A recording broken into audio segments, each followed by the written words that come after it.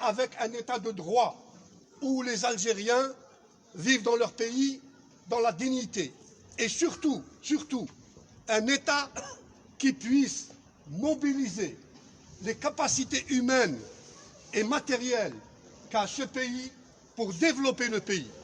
L'Algérie est un pays, pour des raisons historiques, arriéré, sous-développé. Et les jeunes sont déterminés pour le développer. Mais ceux qui s'opposent au développement du pays, c'est un groupe de généraux qui, étant la branche militaire du pouvoir exécutif, empêche l'État algérien de fonctionner selon ses propres institutions. Le dernier, s'il vous plaît, le dernier épisode, ce président qui a été désigné par les militaires a nommé un directeur général à la douane et moins de 24 heures après, il a été relevé de ses fonctions. Comment analyser cette anomalie?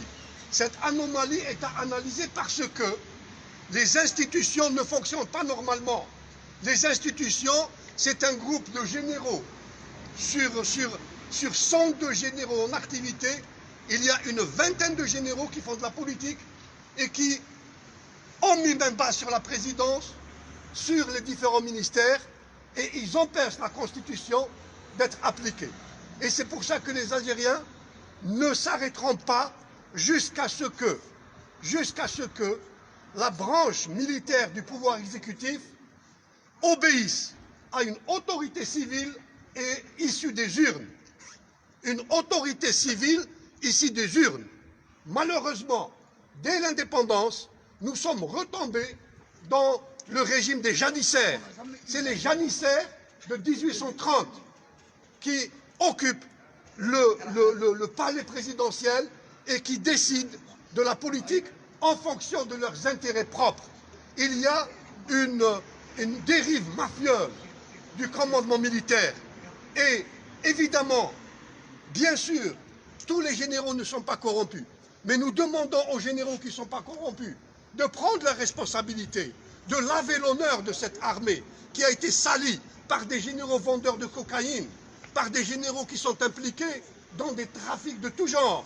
Ce n'est pas ça l'armée algérienne, ce n'est pas ça l'Algérie, ce n'est pas ça. Nous méritons mieux et nous voulons que c'est une autorité civile désignée par les urnes qui dirige le pays. Que ce soit des islamistes, que ce soit des démocrates, que ce soit des laïcs, ce que nous voulons, c'est une alternance où celui qui développe le pays et fait une politique économique et sociale dans l'intérêt du pays, il sera réélu, qu'il soit islamiste, démocrate, laïque, berbériste ou communiste.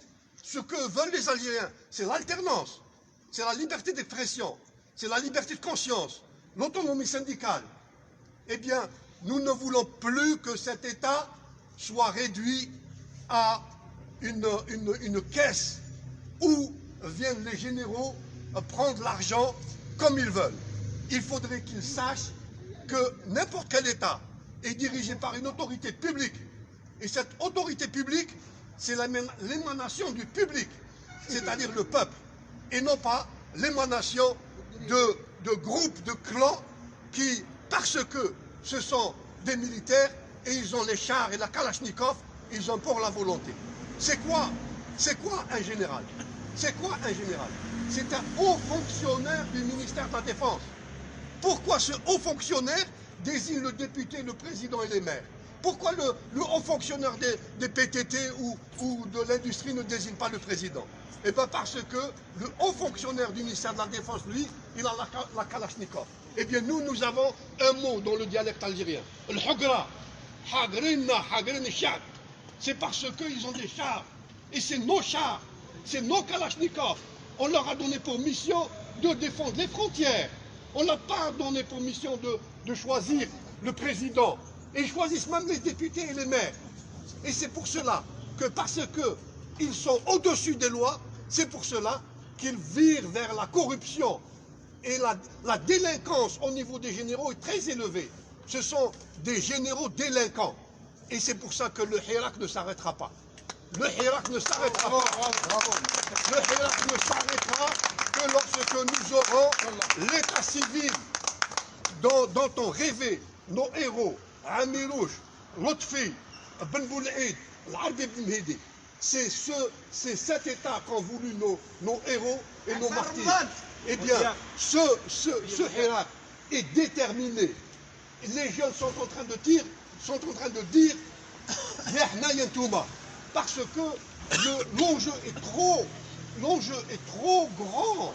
C'est un enjeu historique, c'est un enjeu politique. Nous ne voulons plus que des milliers de jeunes quittent le pays et au prix de leur vie. Mais comment arriver à cela? Comment arriver à cet objectif? C'est en ayant un État. Nous n'avons pas d'État. Nous avons une administration d'État. Nous n'avons pas d'État. Et les Algériens sont déterminés à avoir un État. Et je vous remercie. Merci.